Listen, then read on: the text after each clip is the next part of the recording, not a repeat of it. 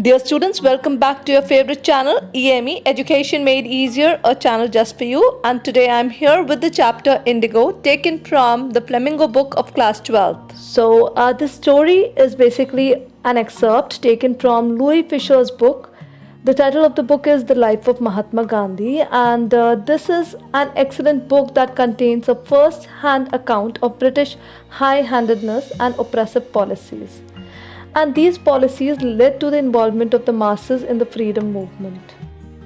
In this chapter, we see that Gandhiji's decision to seek the ouster of the British regime from India was affected by an incident that took place in 1917. So in December 1916, Gandhiji had gone to Lucknow in order to attend the annual conference of the Indian National Congress.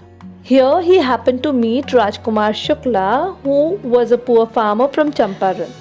Rajkumar Shukla approached Gandhiji and requested him to visit his place to see the plight of the indigo planters. Gandhiji had prior commitments and he could not go with Shukla. But the indigo cropper was so persistent that he stayed with Gandhiji and kept following him wherever he went. Finally, Gandhiji decided to accompany him to Champaran. Both of them reached Patna and stayed for one night at the house of Rajendra Prasad. And Rajendra Prasad was none other but the one who became the President of India. Then they moved to Muzaffarpur, and there Professor J.B. Kriplani and his students came to receive them at the station. Gandhiji stayed at the house of Professor Malkani, who was a government school teacher. Now, this was something unusual because government employees would usually stay away from the congressmen because they worked for the British government. By this time, the news about Gandhiji's arrival had spread and peasants reached Muzaffarpur with the hope of a solution to their plight. Now, let's see why the farmers were so disturbed and why were they facing this plight. Actually, in Champaran, the tenants, that is, the farmers were compelled to grow indigo in 15% of their land. And this crop was taken by the Britishers as rent. By this time, Germans had developed synthetic indigo. Now, the British landowners knew that they could no longer continue making profits via, the crop of indigo. So, in an attempt to squeeze out the last profit, they began to charge compensation for releasing the farmers from the arrangement of this forceful planting of indigo. Now, some of the peasants had signed the agreement because they were unaware about the synthetic indigo.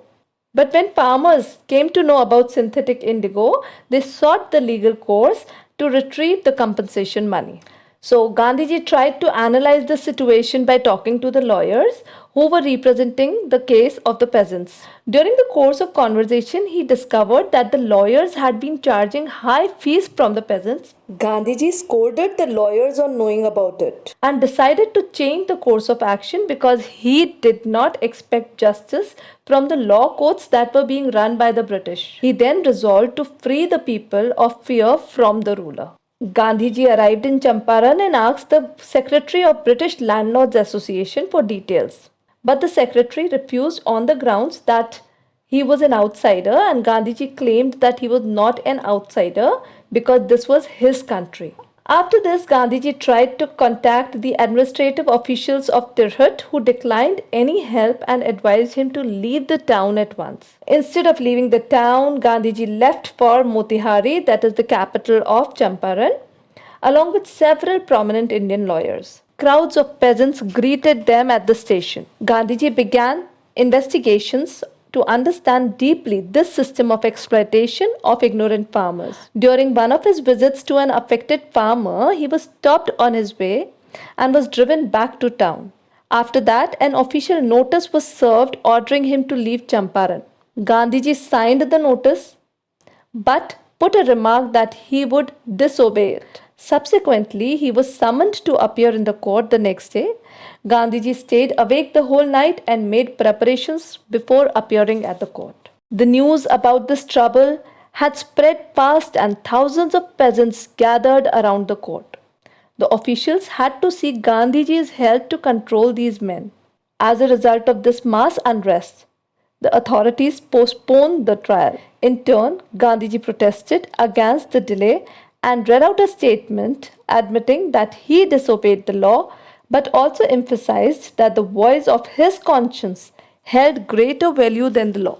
The judge decided to release Gandhiji but asked him to furnish bail for the 2 hours recess before the judgment was pronounced. Gandhiji refused again. The judgment was withheld for a few days, but Gandhiji was allowed to stay free. The lawyers who had come for the trial had no choice but to return. However, they decided to court arrest as per Gandhiji's wish, thus registering their fight against the injustice meted out to the sharecroppers. This marked the beginning of the victory of the Battle of Champaran.